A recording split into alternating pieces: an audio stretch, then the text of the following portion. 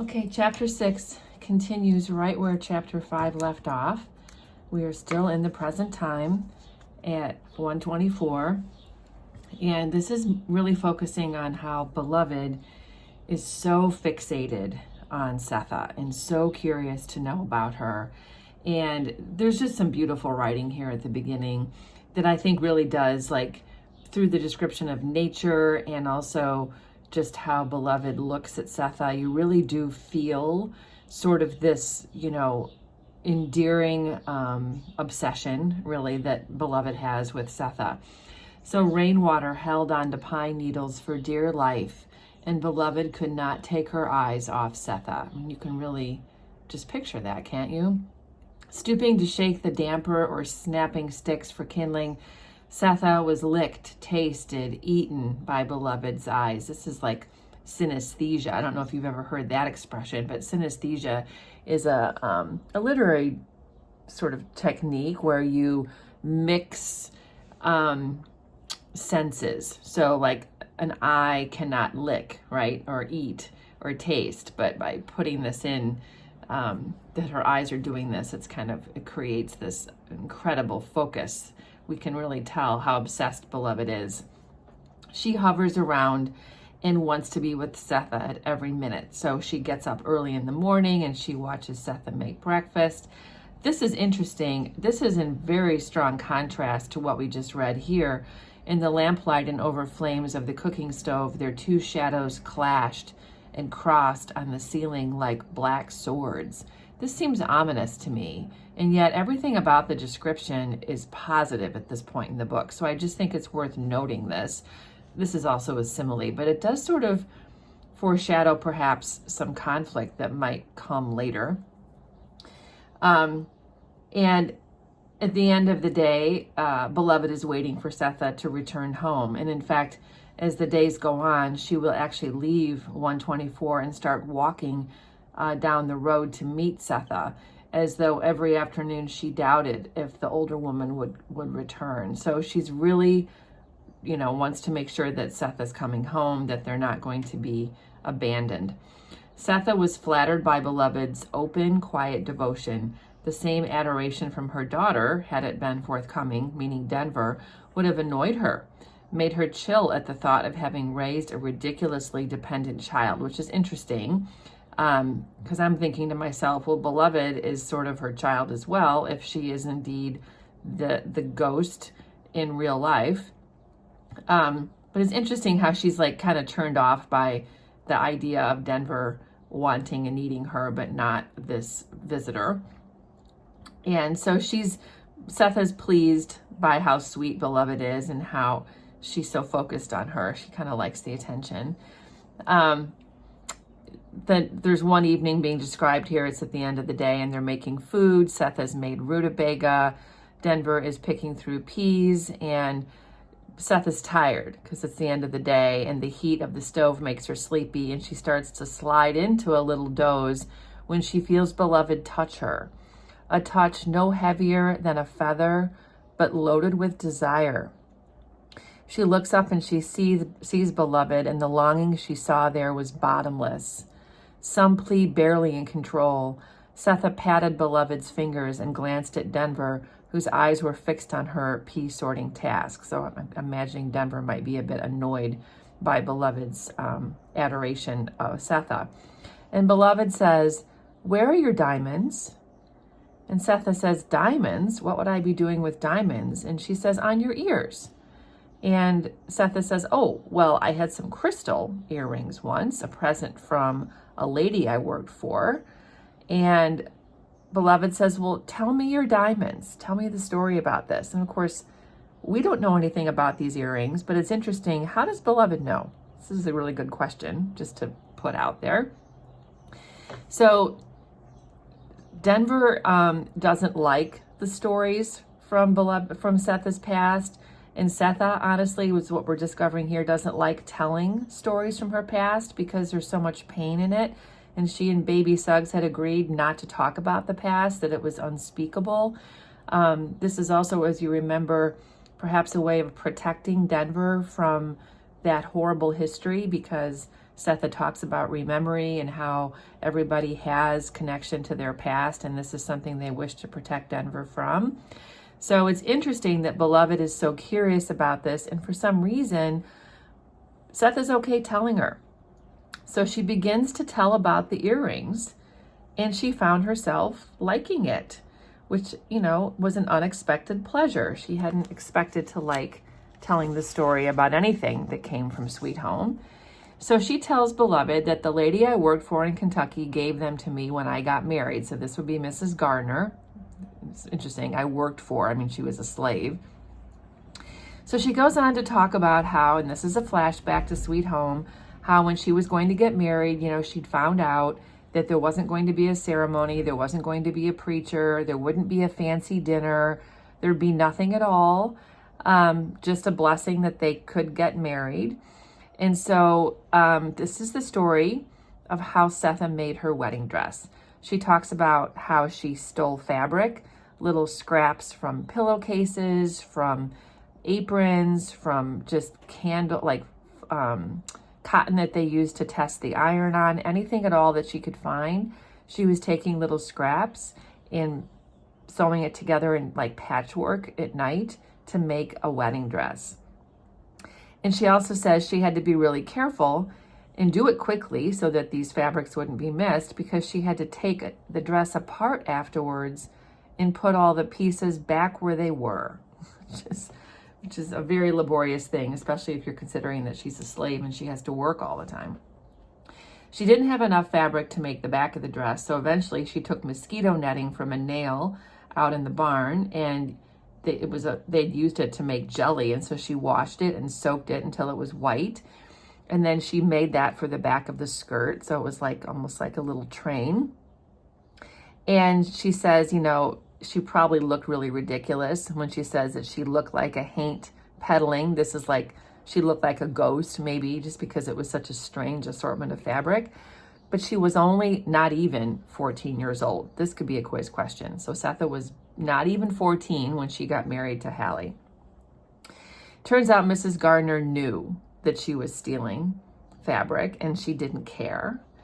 And so right before their wedding, she brought Sethe upstairs and she took out a pair of crystal earrings and asked if Sethe would like them. And she says, oh, yes. And Mrs. Garner asks if her ears are pierced, and she says no. And Mrs. Garner says, well, we'll do it so you can wear them. I want you to have them, and I want you and Hallie to be happy, which was very nice. And she says, I thanked her, but I never did put them on until I got away from there. So she had those earrings, but she didn't actually wear them on her wedding.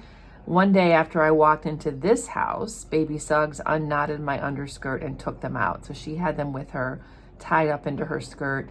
And I sat right here by the stove with Denver in my arms, and Baby Suggs pierced her ears so she could wear them. So Beloved somehow knows about this. I never saw you in no earrings, said Denver. Where are they now? And Sethe says, gone, long gone. And then she doesn't say anything else. So we don't know. I know this is kind of that's a question mark there. And anytime you have a question, just mark it. We don't know where they are. We're not going to find out in this chapter, but we probably will later find out. So the next time when all three of them ran through the wind back into the house in the rain-soaked sheets, panting, laughing, they draped the laundry over the chairs and the table. Beloved filled herself with water from the bucket and watched while Sethe rubbed Denver's hair with a piece of toweling. So they've gone outside. They're doing the laundry.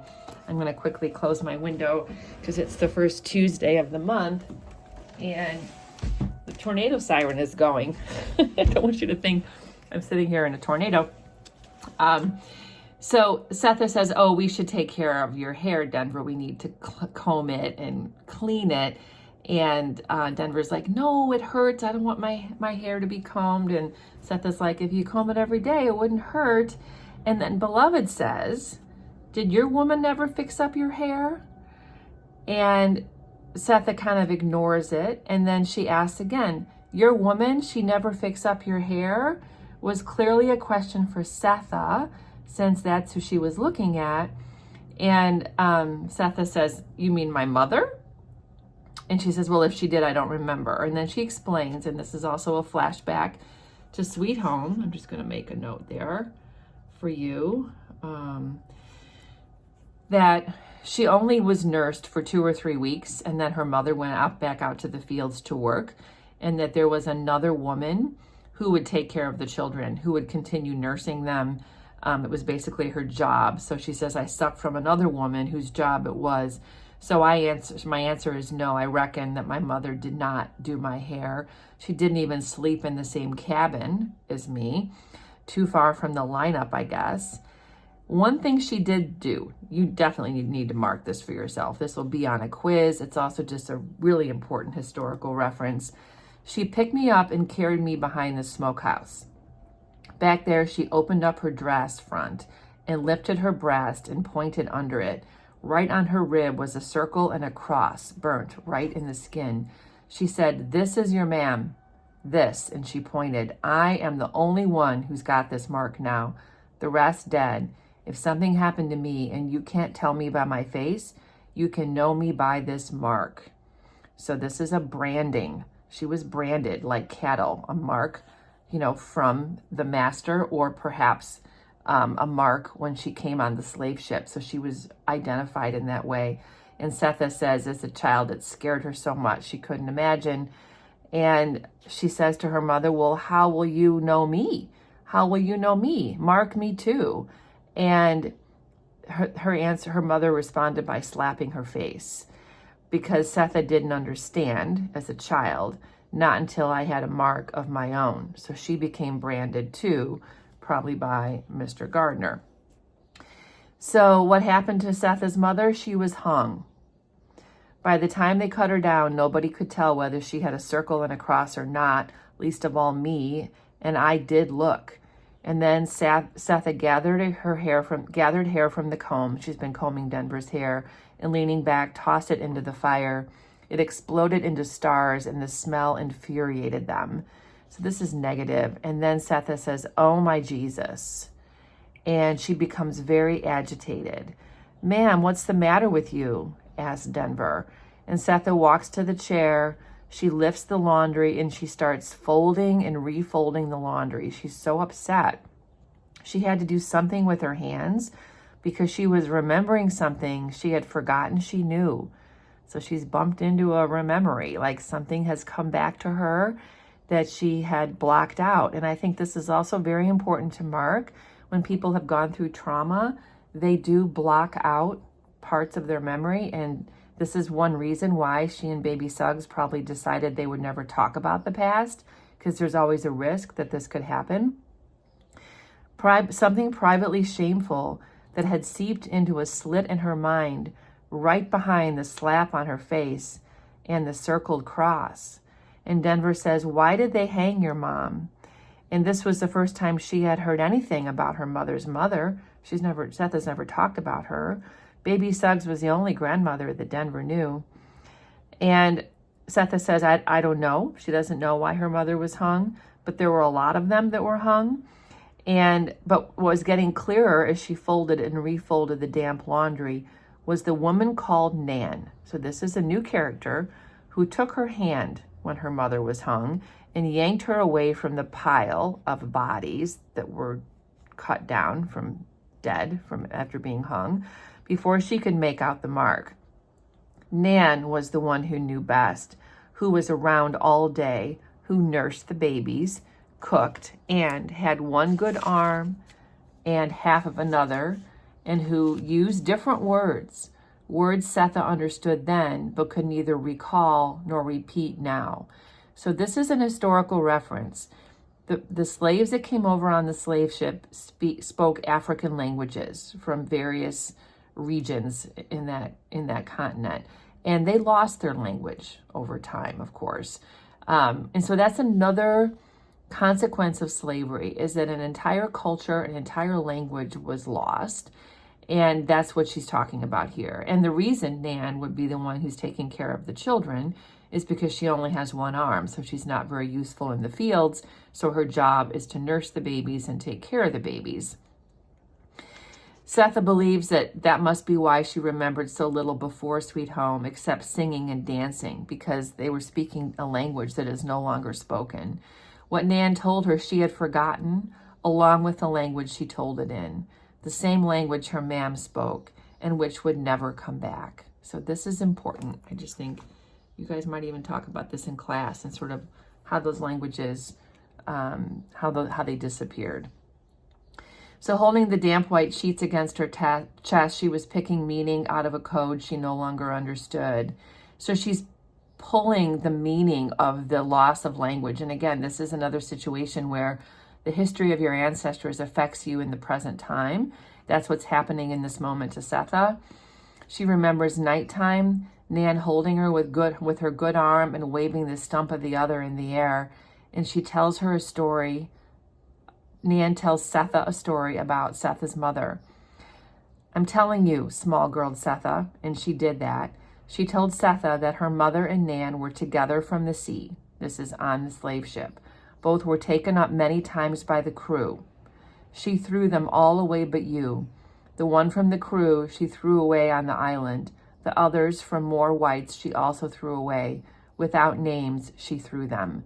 So what Nan is saying is that when they were on the slave ship, the white men would bring up Nan and Sethe's mother and rape them. And when Sethe's mother had babies by those white men, she threw those babies away. She did not let them live. She didn't even name them. But you, Sethe, she gave the name of the black man. She put her arms around him. The others she did not put her arms around, never. I'm telling you, small girl Sethe. So Sethe was named after the one man her mother loved, who she had sex with by choice, and Sethe is the only one who survived from all the children her mother had. As small girl Sethe, she was unimpressed. So as a child, she was like, whatever, okay. But as a grown-up woman, Sethe was angry, but not certain at what. A mighty wish for baby Suggs broke over her like surf.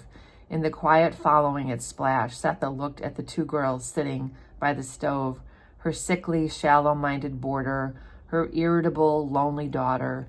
They seemed little and far away. So she has been transported back to the history of her family and remembering what her mother suffered and how she was the only child allowed to live. And she's angry. Fair enough. Absolutely. That's why people are still angry today about slavery. Paul D will be here in a minute, so she just changes the subject, Sethe does, and Denver is relieved. Denver hates these stories. She just wants Sethe to pay attention to her. She wants Denver to be the center of attention, not the past of her mother's life. And she doesn't like the fact that Beloved enjoys these stories. So Denver notices how greedy Beloved is to hear Sethe talk. Now she notices something more. The questions Beloved asked. Where are your diamonds? Your woman, she never fixed up your hair. And the most perplexing, tell me your earrings. How did she know? So Denver's picked up on the fact that Beloved knows a lot of things about Sethe that she shouldn't know if she's truly a stranger who just came out of nowhere. Another hint that Beloved is definitely not a stranger to Sethe.